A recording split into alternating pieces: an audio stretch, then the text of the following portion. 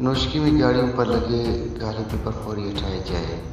یہ بھی نوشکی کے سابق صدر نذیر بلوچ نے سوشل میڈیا پر اپنے جاری بیان میں کہا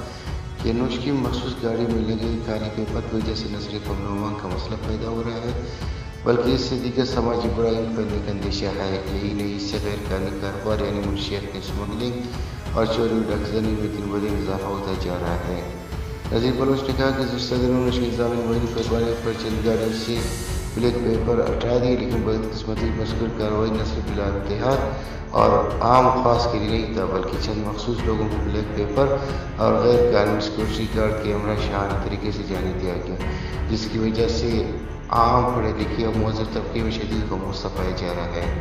نذیر بلوچ نے مطالبہ کیا کہ نوشکی میں امن و امان کی بحالی، منشیات اور غیر قانونی اسمگلنگ کی روک تھام کے لیے